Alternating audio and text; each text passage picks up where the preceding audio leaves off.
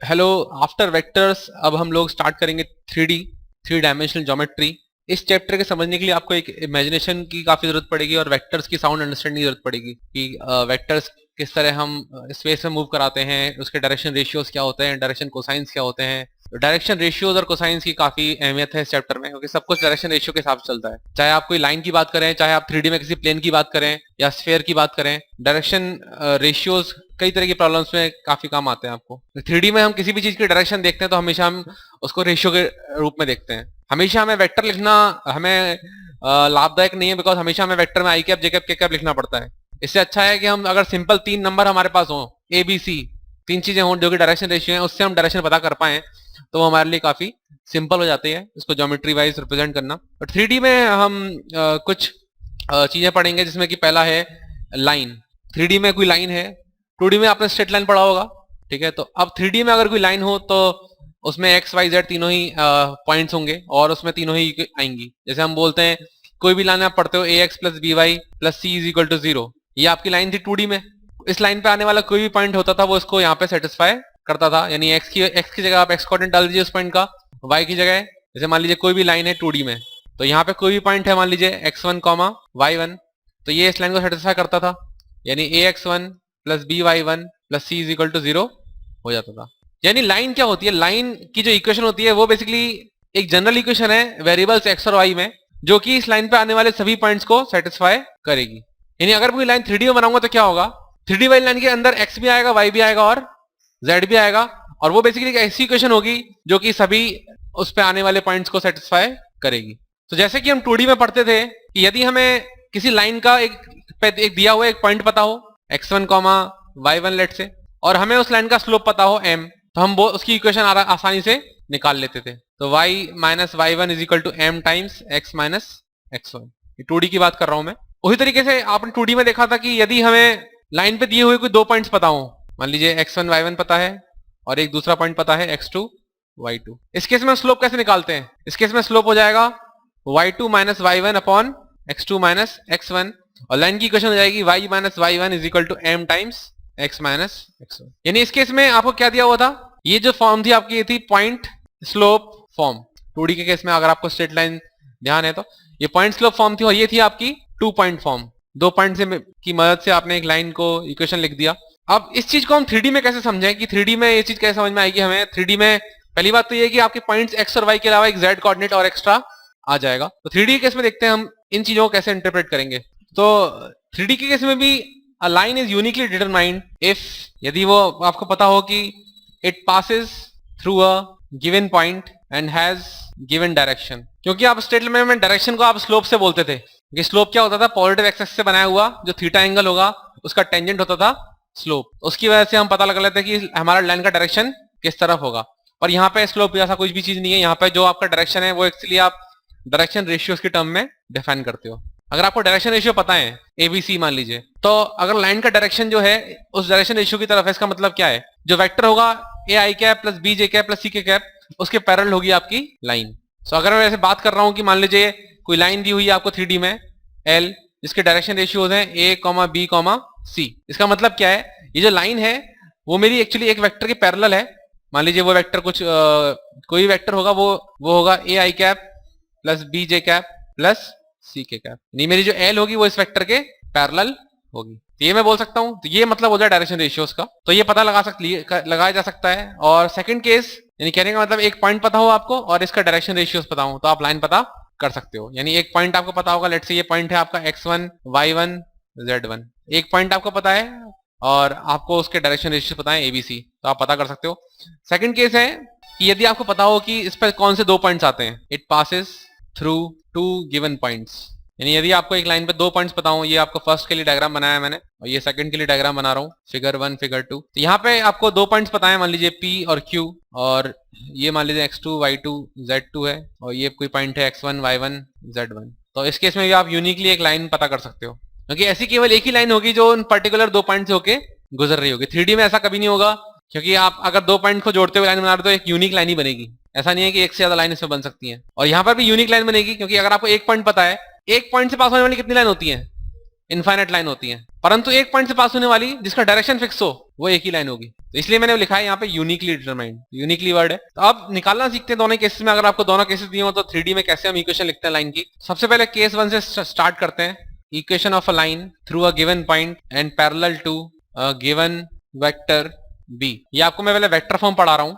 जो भी हम लाइन के दोनों केसेस मैंने देखे हैं आपको, केस 1 केस 2, इन दोनों के लिए हम दो फॉर्म पढ़ेंगे, एक वेक्टर फॉर्म एक कार्टेशियन फॉर्म। कार्टेशियन फॉर्म होता है सीधे सीधे आप कोऑर्डिनेट्स के रूप में बात करते हो, और वेक्टर फॉर्म होता है आप वेक्टर के रूप में उस लाइन की इक्वेशन को लिखते हो। दोनों ही आपको याद रखना है और दोनों का डेरिवेशन आपको याद रखना है कैसे करा जाएगा। डेरिवेशन ये एक तरह से मोरल कॉन्सेप्ट है।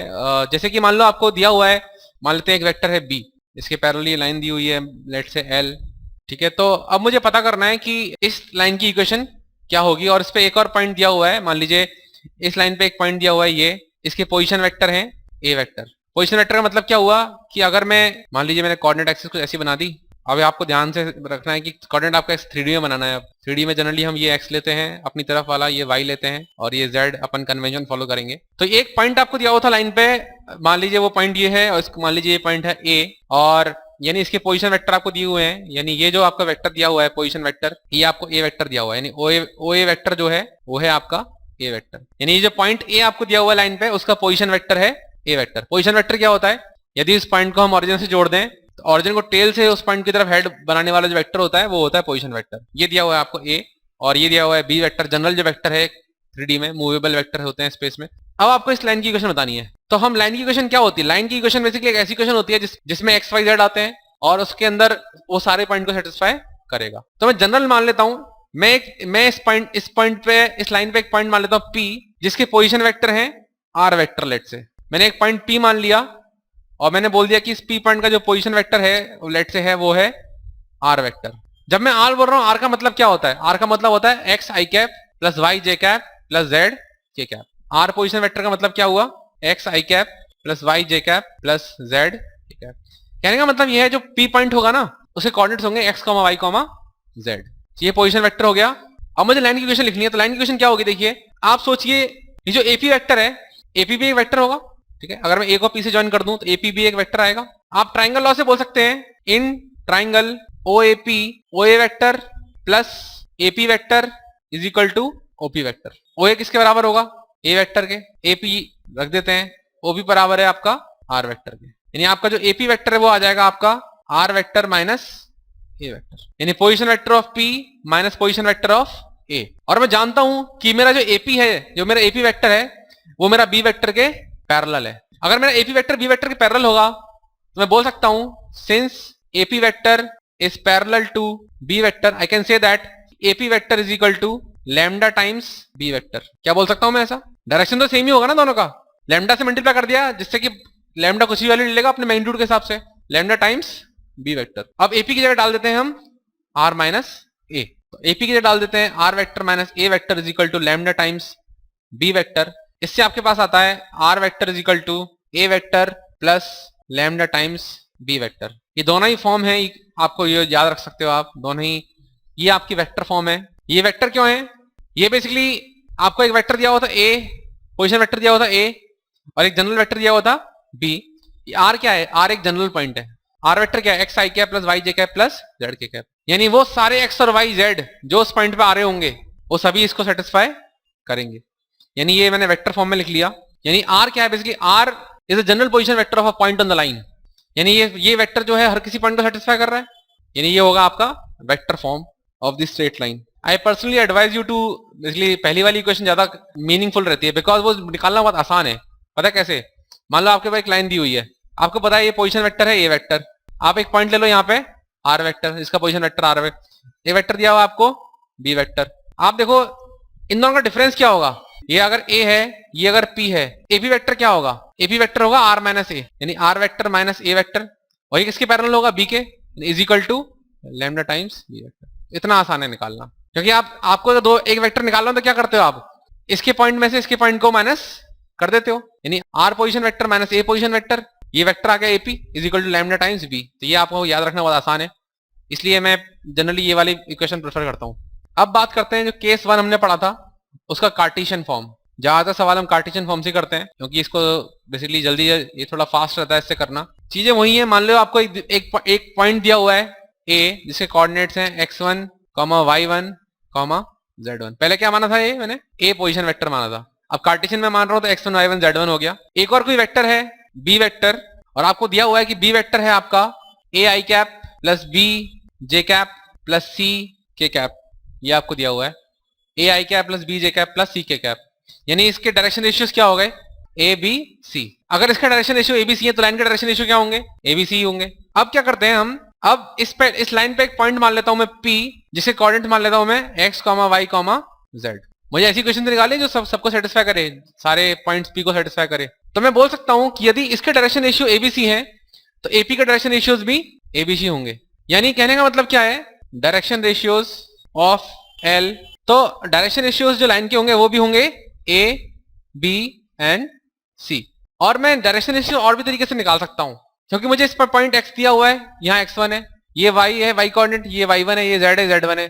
क्या इसके डायरेक्शन रेशियोज ये नहीं होंगे, also direction ratios of L वो हो जाएंगे x minus x1, y minus y1, z minus z1। मान लो मैं इस वेक्टर को लिखता, एपी वेक्टर को लिखता, एपी वेक्टर क्या होता, x minus x1 i cap, y minus y1 j cap और z minus z1 k cap. तो उसके डायरेक्शन रेशियोज क्या हो जाते, x minus x1, y minus y1, z minus z1। पर जरूरी नहीं है ये x माइनस x1 a के बराबर हो जाए, क्योंकि डायरेक्शन रेशियो यूनिक नहीं होते। मैं डायरेक्शन रेशियो ये भी है और डायरेक्शन रेशियो ये भी है, पर जरूरी नहीं दोनों बराबर हो। जैसे फॉर एग्जांपल 1 to 4, अगर डायरेक्शन रेशियो 1 to 4 है तो यदि मैं 2 से मल्टीप्लाई कर दूं इन तीनों को, क्या बन जाएगा 2 4 8, ये भी डायरेक्शन रेशियोज है। कहने का मतलब होता है अगर आपको एक ही लाइन के दो डायरेक्शन रेशियोज दिए हुए हैं, जरूरी नहीं है वो सेम हो, पर उनका जो रेशियो होगा वो सेम होगा। क्योंकि रेशियो क्या है, देखो 2/1 कितना आएगा 2, 4/2 कितना आएगा 2, 8/4 कितना आएगा 2। बिकॉज आपने एक्चुअली इसको 2 से मल्टीप्लाई किया तभी तो आपको वो मिला। यानी अगर आपको एक ही लाइन का दो डायरेक्शन रेशियो दिए हुए हैं, उनका रेशियो सेम होता है, जरूरी नहीं है वो खुद सेम हो। यानी इसलिए मैं बोल सकता हूं therefore I can say that x minus x1 upon a is equal to y minus y1 upon b is equal to z minus z1 upon c is equal to some lambda. और ये जो equation आई है आपकी, ये है आपकी Cartesian form में line की इक्वेशन, क्योंकि लाइन पे कोई भी पॉइंट होगा x y z वो इस इक्वेशन को सेटिस्फाई करेगा। x minus x1 upon a, y minus y1 upon b equal to z times z minus z1 upon c is equal to lambda. यानी कहने का मतलब है यदि आपको लाइन का डायरेक्शन रेशियो पता हो abc और आपको पॉइंट पता हो x1 y1 z1, तो लाइन की इक्वेशन हो जाएगी x minus x1 upon a is equal to y minus y1 upon b is equal to z minus z1 upon c is equal to lambda. Lambda कोई भी एक arbitrary constant है। मैं चाहता था इसको मैं ड्राइव कर सकता था वेक्टर फॉर्म से भी, डेरिवेशन यूजिंग वेक्टर फॉर्म भी कर सकता था मैं इसको, सेम कार्टेशियन फॉर्म को। देखिए कैसे, वेक्टर फॉर्म क्या थी, r vector minus a vector is equal to lambda times b vector. r की जगह क्या डालेंगे आप, x i cap plus y j cap plus z k cap, क्योंकि r क्या है देखिए x y z पॉइंट है ना, जनरल पॉइंट है।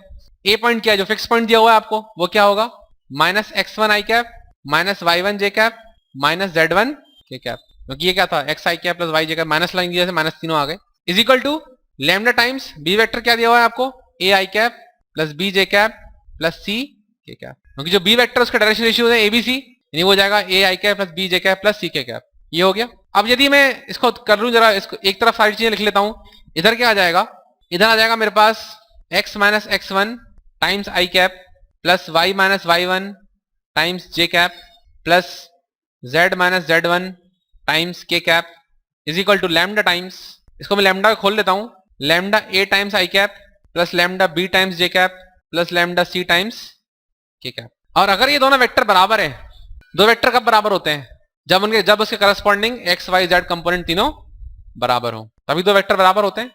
यानी कहने का मतलब क्या है, यहाँ पे x माइनस x1 किसके बराबर होगा, लैम्डा a के, y माइनस y1 किसके बराबर होगा, लैम्डा b के, और z माइनस z1 किसके बराबर होगा, लैम्डा c के। यानी पहली वाली इक्वेशन से आप मान लीजिए फर्स्ट इक्वेशन है, ये सेकंड इक्वेशन है, थर्ड इक्वेशन है, आप यहाँ लिख सकते हैं ऑन कंपेयरिंग पे ये आया है आपको। और पहली वाली इक्वेशन से लैम्डा की वैल्यू क्या आएगी, x minus x1 upon a, दूसरी इक्वेशन से क्या आएगी y minus y1 upon b, तीसरी इक्वेशन से आएगी z minus z1 upon c। यानी इन तीनों की मदद से मैं बोल सकता हूँ इक्वेशन बन जाएगी मेरी x minus x1 upon a, वो भी लैम्डा के बराबर है, is equal to y minus y1 upon b, वो भी लैम्डा के बराबर है, is equal to z minus z1 upon c, वो भी लैम्डा के बराबर है, बराबर लैम्डा। मैं वेक्टर फॉर्म से भी इसको डिराइव कर सकता था, एक कार्टेशियन फॉर्म की इक्वेशन को। ज्यादातर हम कार्टेशियन फॉर्म भी काम में लेते हैं 90% न्यूमेरिकल सॉल्व करने में, क्योंकि ये सिंपल लगती है, x minus x one upon A is equal to some. अब मान लो किसी लाइन पे यदि आपको मान लो एक पॉइंट दिया हुआ है, पर आपको उसका डायरेक्शन रेशियो नहीं पता, डायरेक्शन कोसाइन पता है। मान लो कोई लाइन है, इसके डायरेक्शन कोसाइन आपको पता है एल एम एन, और इस पर आपको एक पॉइंट पता है x1 y1 z1, ये एक लाइन है। अगर डायरेक्शन रेशियो पता होते एबीसी, तो क्या होती है equation? x minus x one upon A is equal to Y minus Y one upon b is equal to Z minus Z one upon c is equal to lambda. ये equation होती है अगर direction ratio पता होते। पर ratio नहीं पता, आपको कोसाइन पता है मान लो, तो क्या इक्वेशन होगी? क्योंकि आप जानते हो अगर आपको एबीसी जो होते हैं वो क्या होते हैं, बेसिकली कोसाइन के कुछ मल्टीपल ही तो होते हैं। एक कांस्टेंट से मल्टीप्लाई कर दो, मान लो के से मल्टीप्लाई कर दिया आपने, ए मान लिया के टाइम्स एल, बी मान लिया के टाइम्स एम, और सी मान लिया के टाइम्स एन। ठीक है, ऐसा ही तो होता है बेसिकली। डायरेक्शन रेशियो क्या होता है? बेसिकली सिंप्लीफाइड फॉर्म होती है उसकी कोसाइन की। तो ऐसे लिख लिया मैंने एबीसी को, तो और अब मैं एबीसी की वैल्यू डाल देता हूँ यहाँ पे, तो क्या आ जाएगा? X minus x one upon K times L is equal to Y minus Y one upon K times M is equal to Z minus Z one upon K times N is equal to lambda. आप तीनों side के से multiply कर दीजिए, तीनों को आप के से, अगर चार नंबर बराबर हैं, A equal to B equal to C equal to D, अगर मैं किसी कांस्टेंट से आपको मल्टीप्लाई करूं तभी तो बराबर रहेंगे। तो मैं मान लेता के से मल्टीप्लाई करता हूं, क्या बचेगा? X minus x one upon l is equal to Y minus Y one upon m is equal to Z minus Z one upon n is equal to k times lambda. और k times lambda क्या है? एक नया constant है, यानी इसको आप replace कर सकते हो किसी और कांस्टेंट, यानी लैम्डा डैश से मान लो रिप्रेजेंट कर दिया हमने। यानी चाहे आपको कोसाइन पता हो किसी लाइन के, चाहे आपको रेशियो पता हो, आपकी इक्वेशन क्या रहेगी? X minus x one upon cosine या फिर ratio is equal to Y minus Y one upon cosine या फिर ratio is equal to Z minus Z one upon cosine minus ratio is equal to some constant lambda. यानी आपकी ये जो equation आपने पढ़ी थी, इस इक्वेशन में आप एबीसी की जगह एल एम एन की वैल्यू रख देंगे, तब भी आपकी इक्वेशन आ जाएगी। क्योंकि अगर आप के ले भी रहे हो, तो के क्या हो रहा है? कांस्टेंट के साथ कंबाइन होकर एक नया कांस्टेंट बन रहा है। मान लेते हैं नया कांस्टेंट हमारा लैम्डा है, जैसे हम इंटीग्रेशन में कर देते, दो कांस्टेंट मिला के फिर से हम सी लिख देते, तो वैसे ही कर रहे हैं अभी।